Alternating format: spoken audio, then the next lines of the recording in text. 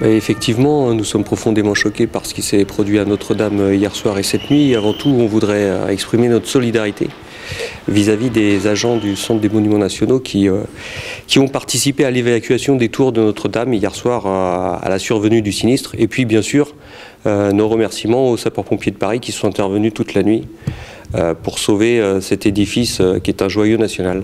Notre réaction à tous a été une profonde tristesse, une sidération de voir ce bâtiment vieux de 800 ans s'effondrer, notamment lorsque la flèche de la cathédrale s'est effondrée, une flèche restaurée par Viollet-le-Duc, et on connaît l'empreinte de Viollet-le-Duc sur notre cité. On ne peut pas éviter qu'il y ait un parallèle qui soit fait.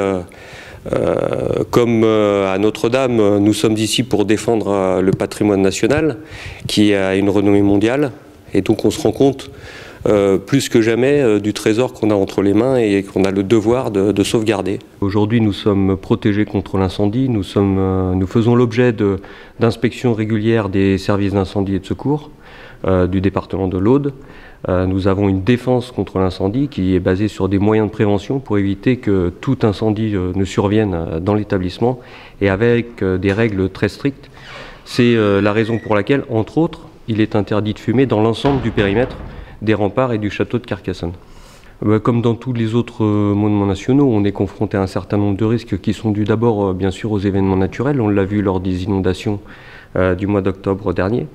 Mais également, bien entendu, à tout risque d'éclosion d'incendie qui peut fragiliser les structures. Oui, tout à fait. À Carcassonne, nous accueillons chaque année, enfin pour la partie citée, 2 millions de visiteurs par an, dont 600 000 viennent visiter le château dans lequel nous nous trouvons, ce qui requiert de la part des agents du Centre des Monuments Nationaux un grand professionnalisme et le respect de nombreuses consignes. L'embrasement de la cité, qui est le feu d'artifice du 14 juillet, est une opération qui est montée de façon très précise en collaboration avec la ville de Carcassonne et surtout le service départemental d'incendie et de secours de l'Aude. À cette occasion, il y a tout un dispositif de prévention qui est mis en place.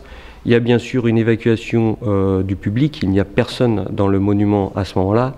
Et puis un dispositif très complet est mis en place qui permet de parer à tout début d'incendie éventuel sur le monument, mais qui en tout état de cause ne doit pas arriver compte tenu des précautions qui sont prises.